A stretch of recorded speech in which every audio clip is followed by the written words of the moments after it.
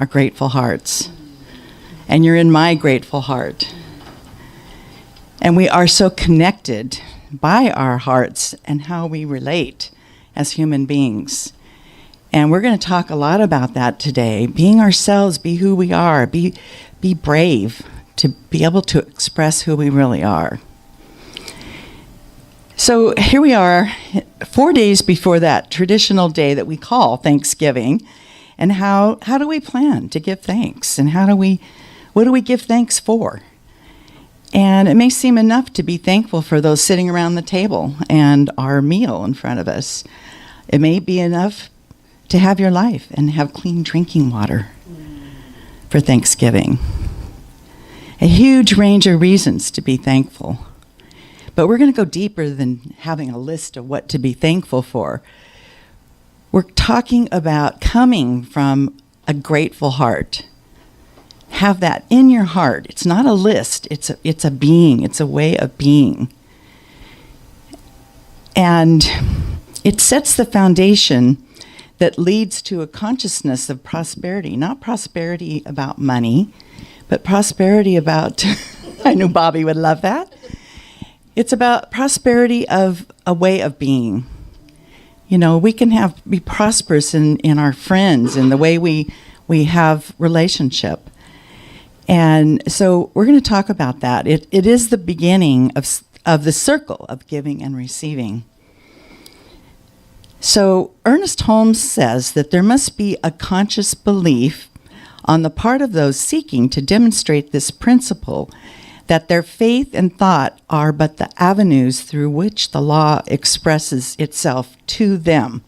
And that might seem a little lofty or foreign if you've never heard Ernest Holmes talks before, but this is like part of who we are here at this center.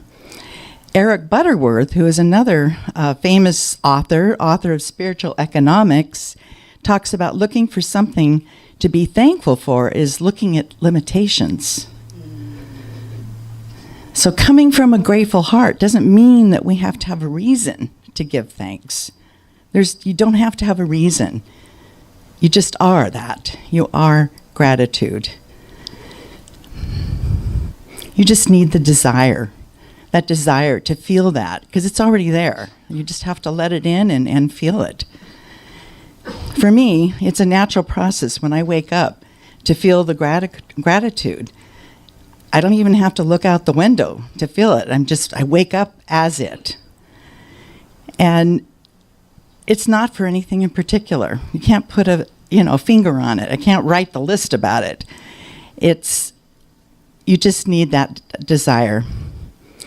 And like financial prosperity, spiritual prosperity also needs to circulate if it's to grow and be of value. So lots of magic happens when you give and receive through a grateful heart. And I see a lot of yeses. So you know that and you feel it. You're feeling it right now.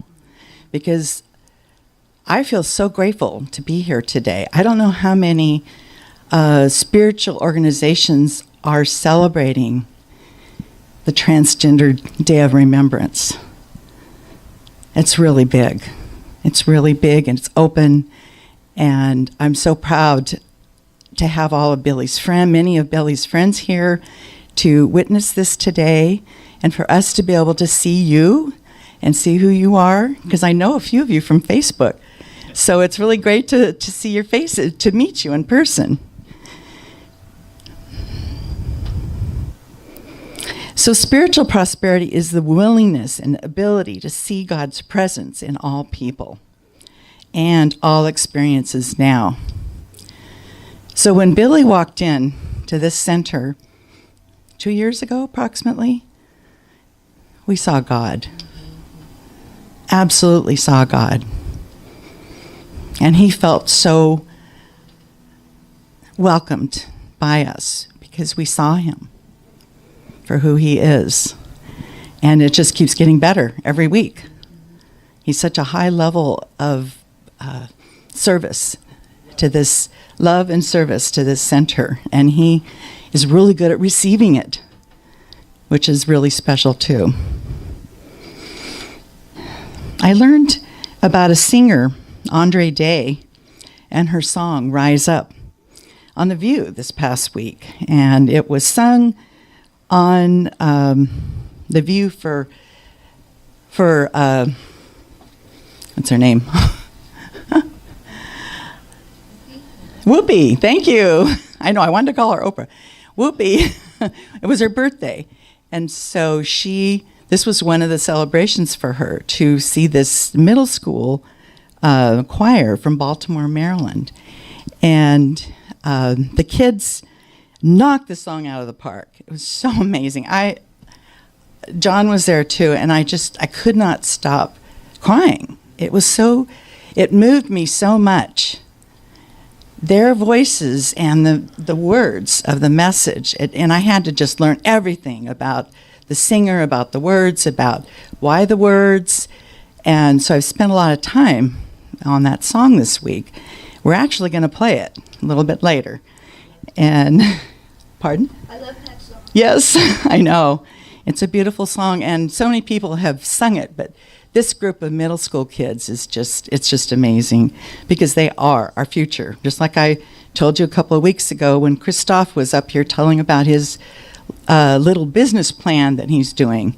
You know, these kids are our future, so you got to pay attention. You got to honor them and let them be who they are. And Andre herself walked in to sing with them towards the end. I think it was a surprise. And then the rapper Common came in to finish it off and pulled one of the kids up with him to do the rapping. And it was just, so amazing.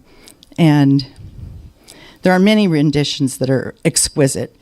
And I would recommend that you Google it and just check it out if you don't already know. Maybe I'm definitely a follower now. Anybody else know that song? And yeah.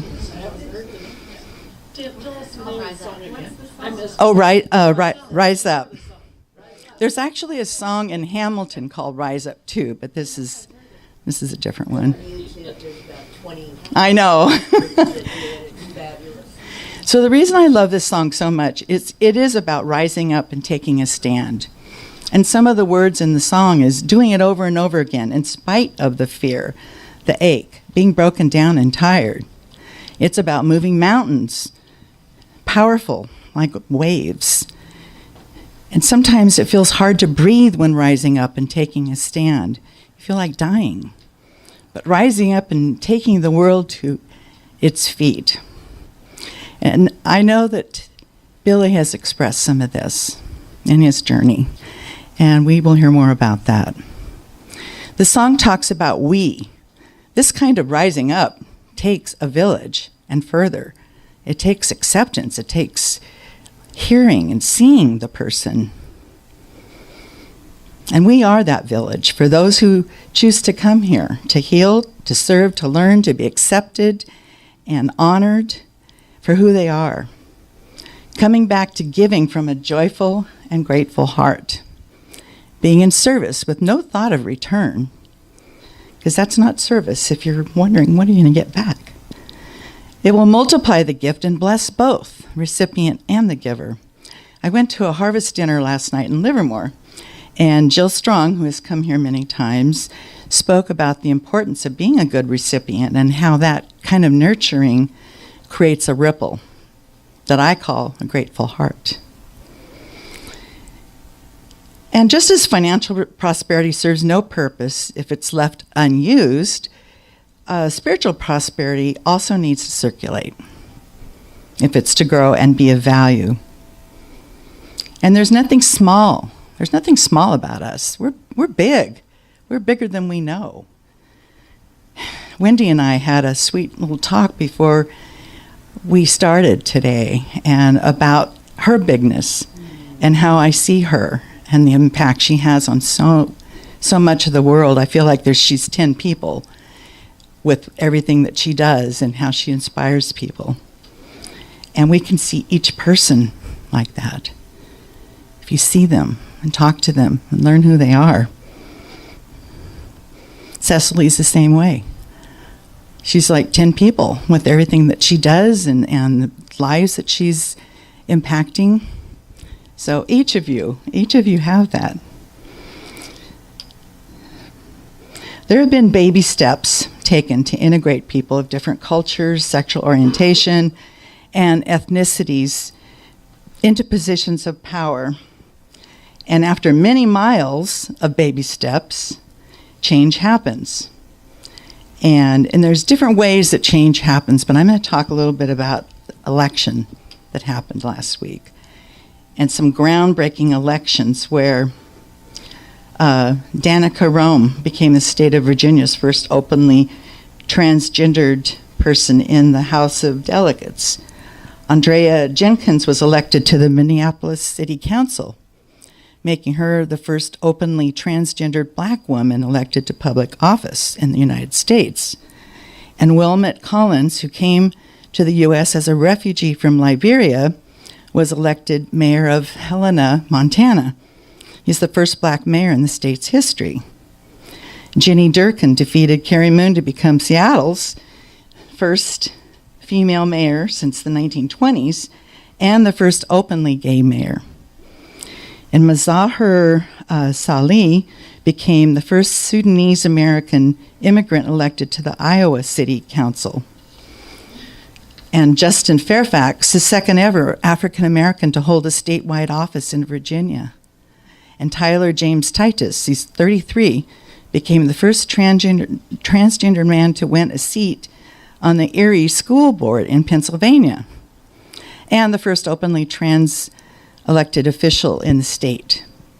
So these are examples of change, and I like saying these names because these people did many, many, many, many baby steps to get recognized and accepted for who they are.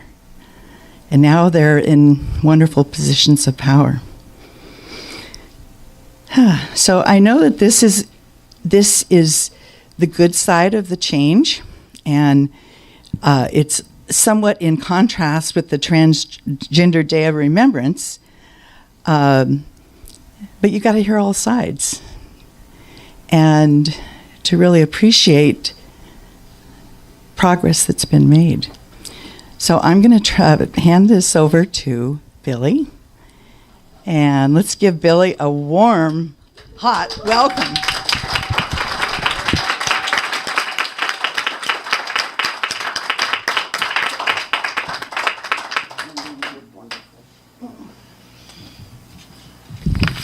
I won't take the notes. I know, that was a good idea.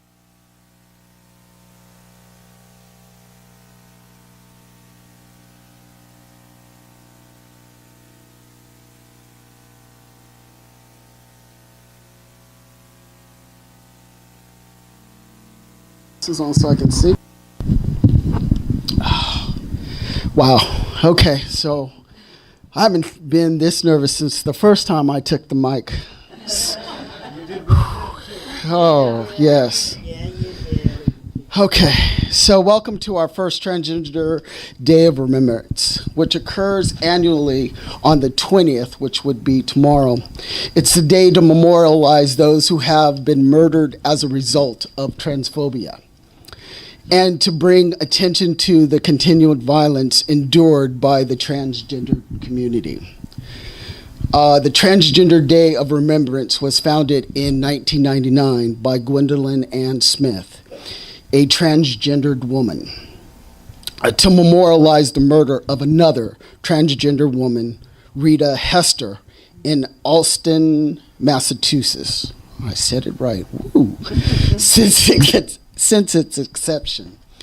The Day of Remembrance has been held, like I said, annually on November the 20th, and has slowly evolved from a web-based project started by Smith into an international day of action in 2010.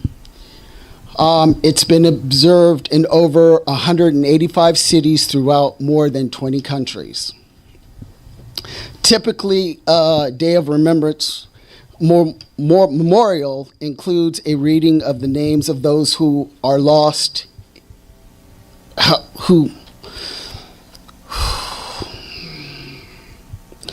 who lost their lives during the previous year. May include other actions such as candlelight vigils, art shows, food drives, film screening, and marches. I did, later on, we will see the names. We're not going to read them. I put California first, so yeah, it's not easy. To date, revealed 2,343 reported killing of transgendered and gender diversified people in 69 countries worldwide between the 1st of January 2008 and the 31st of December 2016. I had my friends come in because this is the most, I've told you a lot of stories. You guys heard a lot of my stories, but this is the most vulnerable I've ever been. So I definitely needed backup. I've participated with the Transgender Day of Remembrance going on for 11 years with my friend and sister from another mother, Tiffany Woods from Transvision. And our saddest day was in 2012 when we as a community had to read the name of one of our own, Brandy Martell. So, who am I? Most of you guys know me as your sound person, the helpful one, the someone you guess. I was a girl at one time for a little while. That's right, I was a girl. But that's not who I am.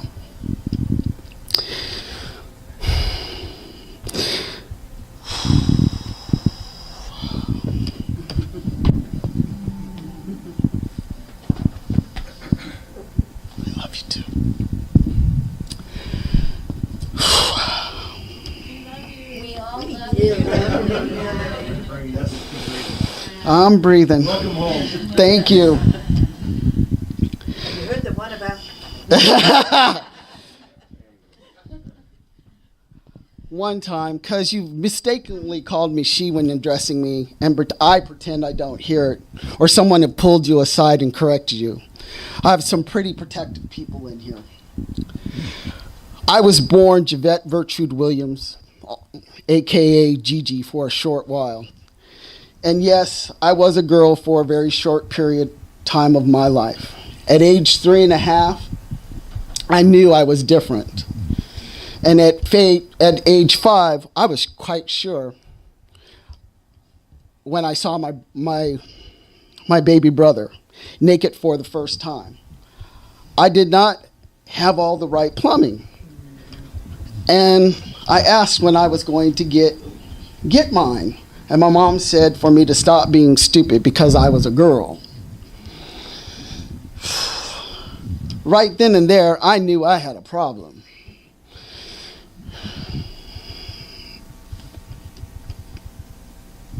And I needed to fix it. First, I just thought it would just be easy enough to just pull his off and put it on me.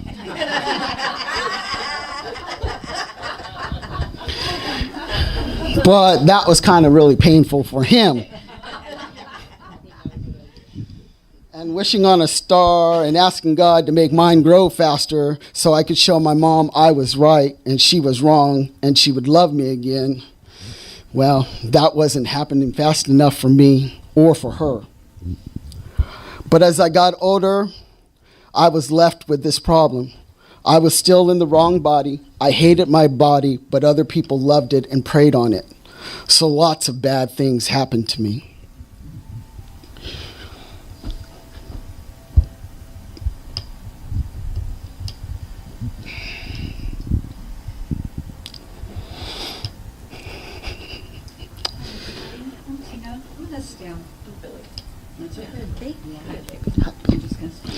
Thank you. So, when you grow up in the wrong body, what tends to happen when people don't understand and you are alone, you tend to just give up and check out. So you try to kill yourself. And most of us succeed. Unfortunately, the universe had other ideas for me, and it kept bringing me back. I didn't understand why. So mental hospital, group home, and homelessness finally brought me to a doctor that said I needed to stop running from who I was before it killed me. See, I tried to be like Reverend Abigail and Gina, but that wasn't who I was. I knew I was supposed to be a boy. I knew it, and everybody kept saying I was wrong. And when you know something, when you know you're supposed to be a man, and you look in the mirror and you're facing something that's not your reality, it's the hardest thing to do. It's something that people can't look at you and tell you that this is who you are, and that you're not right in the head, and that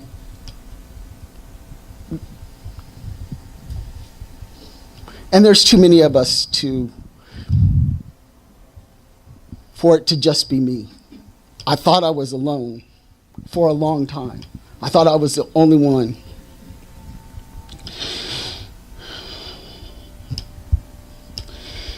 And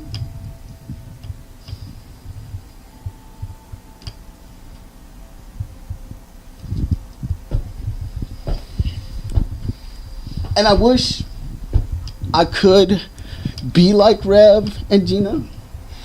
I really wish I could. I wish I could just be gay,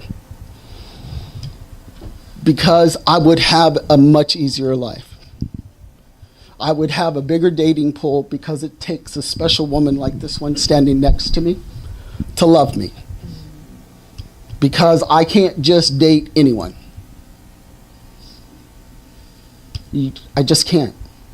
Because I'm a different person. And there's just not many people out there that'll love me. Maybe more than you know. I'm not rare. There's lots of us, trust me. It really takes a special person. And so you find yourself alone a lot. And you and it's not just me. And we don't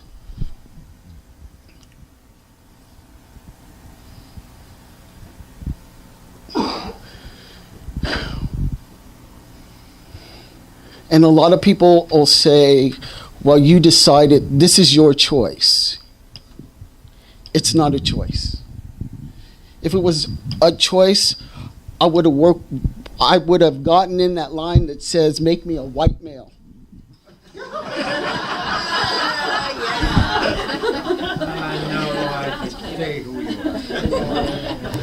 I don't think I would have liked you then.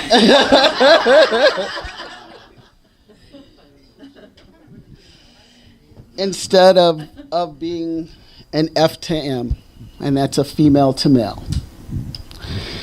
So I took my doctor's advice, and I made the choice to make the change. What you don't know is that I was in a gang of 5 individuals in high school that we all knew who we were. And we all we decided after high school of what we were going to do about it. I decided I was going to wait until my mom died, because I knew that I was going to have to fight tooth and nail if I wanted to make the change in my life. So I said, I'll just wait until she dies. My other 4 friends, one said, I'm not going to do it. Other 3 decided they were going to go and have the surgery and change their lives. I'm the only one left out of my other 4 friends. They all killed themselves. Why? because when they made the change, their parents kicked them out on the street. They became homeless. My mom kicked me out on the street. I was homeless. But like I said, for some reason, the universe decided that I was meant to survive. And I look at their lives, and I always ask why, because they were lonely, they were alone, they didn't have anywhere to turn through. You know, I found you guys, and, you know, every time I go through, you know, you were there. Every time I turned around, I have wonderful people in my life that I can turn to now. So I'm not alone, you know. But people die because of being me. And it's a slip of the tongue by calling me a she that can get me killed. So you gotta kind of, it's hard to say, and people say, "Oh, I'm sorry," but it depends on where we're at. That I could be walking to my car, and because somebody overheard that I could be, I'm not safe. And that's what today is all about. Is just, I may be the only transgender person that you may ever meet or ever know, you know, but 2,343 people died because of being transgendered, because they had nobody watching out for them, and because of who they were. And they were my brothers and my sisters, you know, and yours. And there's a, and as of today, another 382 died this year. On top of that, because of standing up and being who we are. And I'm so glad that I'm loved by all of you, and that I have your support, and I appreciate it so much. And I thank you for letting me be me here. Thank you.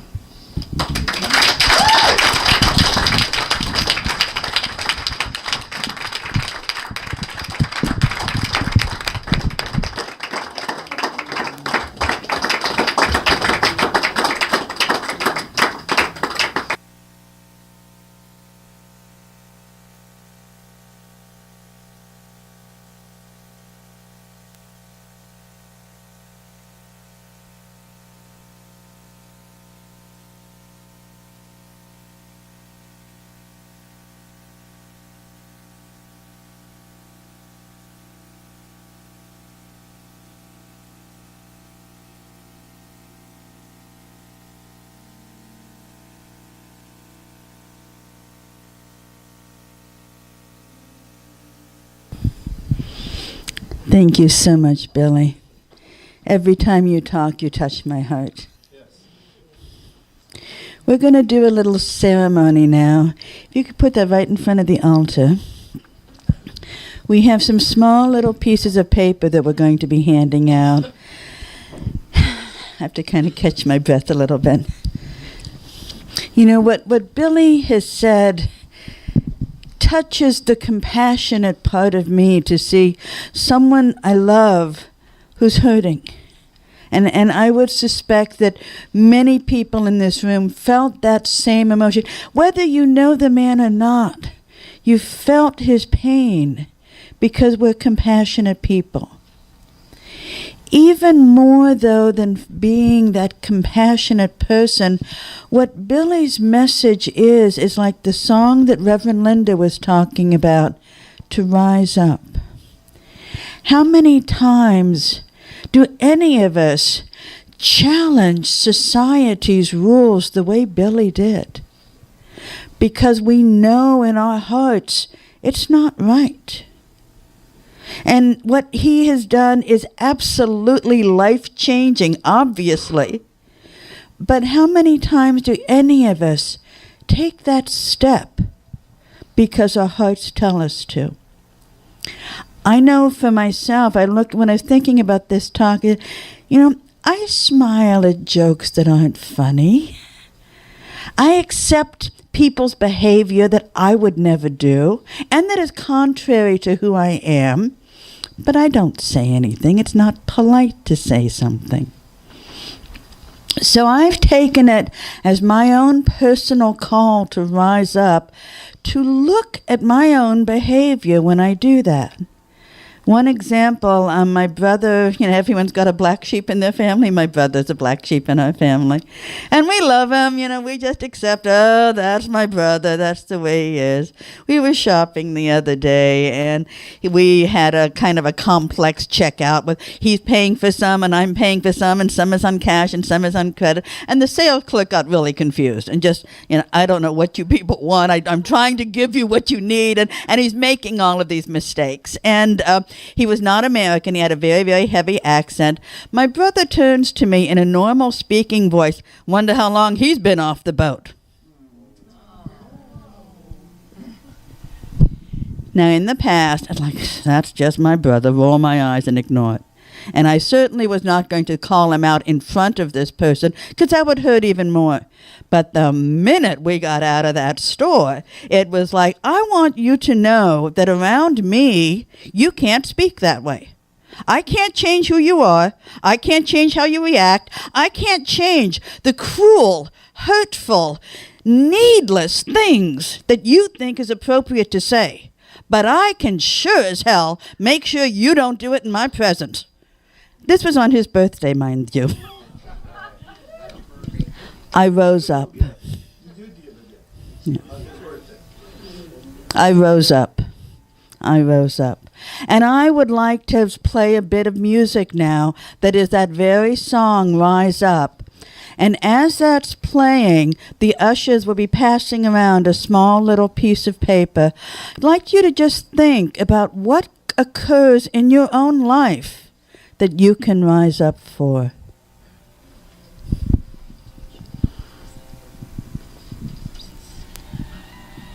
Cecily, could I ask you to get the light too? Would you mind? It's a beautiful video too. Of living life on a merry-go-round, and you can find the fighter. And don't worry, we're going to start it over again in full screen once we get to full screen mode. Mountains, walk it out and move.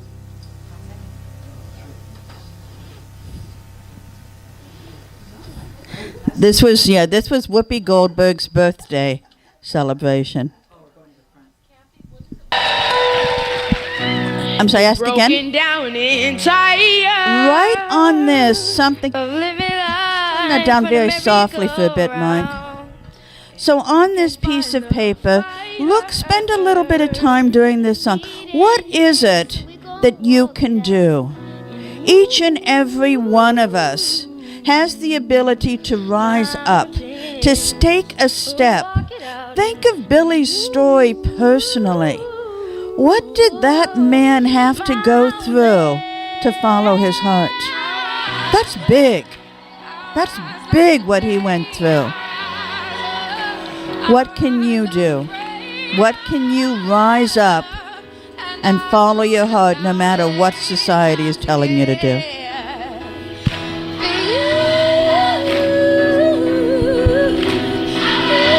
And Mark, if you could bring the volume back up.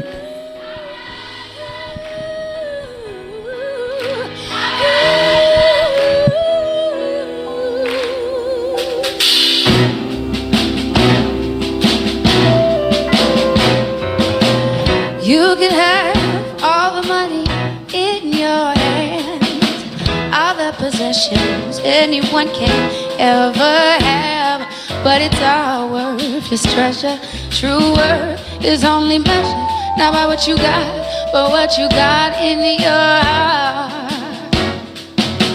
But you can have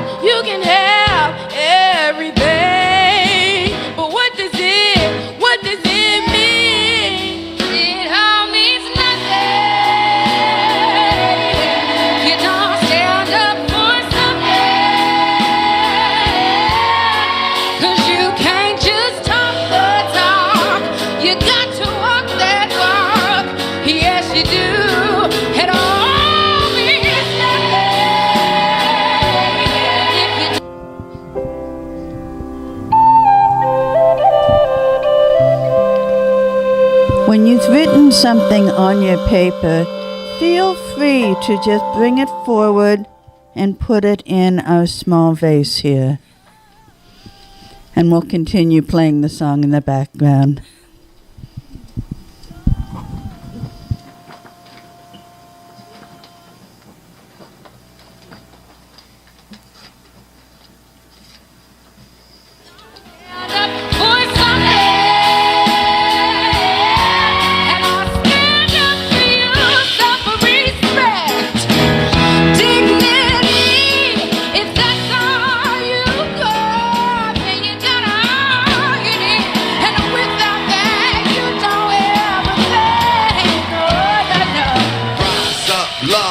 Your hands. I stand with you cause I understand. Ain't here to judge, just to take a stand. The greater plans, the Creator's creator's plan. Let's all rise like the day began. reach out and touch with the Savior's hand. On rock we stand like it's native land. Let the ways of love be the ways of man. If you don't stand for something, 'cause you can't just talk the talk. You got to walk the walk. Yes, you do.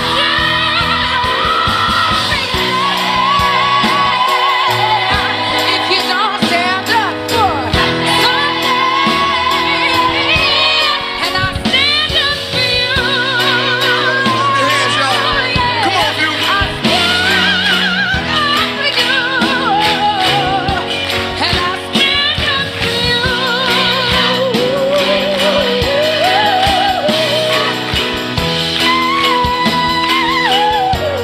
I stand up for you.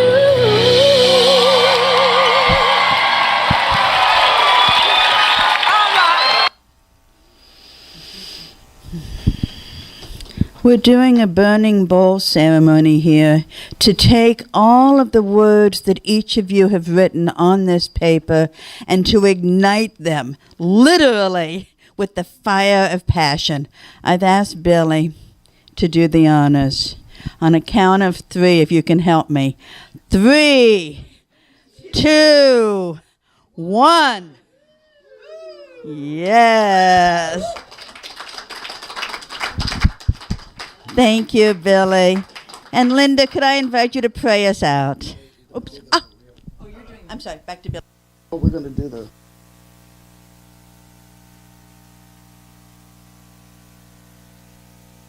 last thing. Hit it.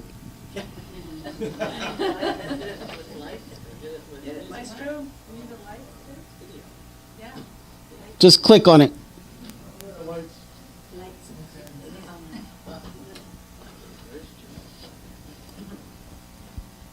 What you do to it, Linda? I mean, Kathy, what you do to it? Kathy. Kathy. What you do? What you do to it? Oh, Kathy. What did you do to Billy, it? can you come up and fix this? Is it the one down on the bottom? Hold on. Up there. Down, way down, where it says. Play, yeah. It's No, click down. on. Somebody's head burned in a way. It's this icon right here. It's this icon. I will pray for a smaller This one head. right here. I'm pointing to it. That one.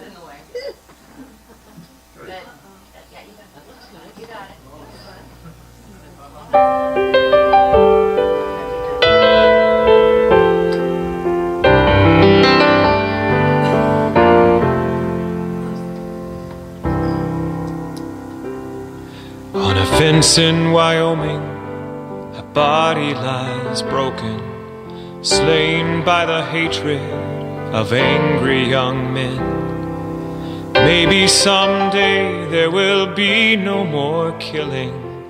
We will remember you, Matthew, until then. Oh, Matthew Shepherd, we will remember.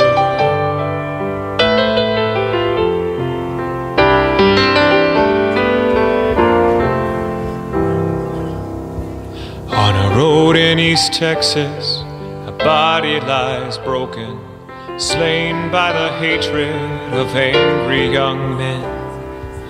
Maybe someday we'll all love one another. We will remember you, James, until then. Oh, James Byrd Jr., we will remember.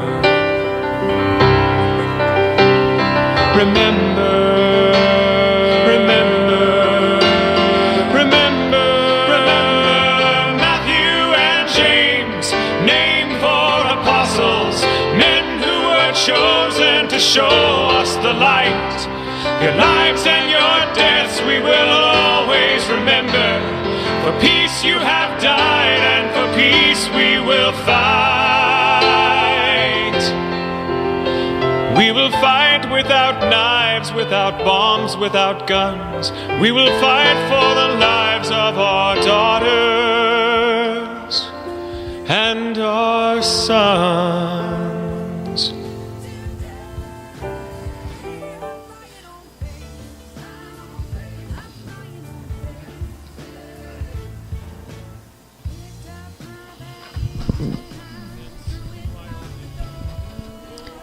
Take a deep breath with me.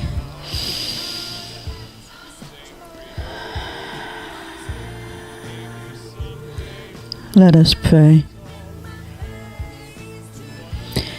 Let us know that there is indeed one mind, one source, one divine essence that exists in the entire world. This is the essence of love. God and love are synonymous. And it is that love that exists inside each and every person's heart that is going to stop the atrocities in the world. It's the love that we know connects us one to the other like a beautiful tapestry of life. Pull one string and the entire picture changes. We are those strings.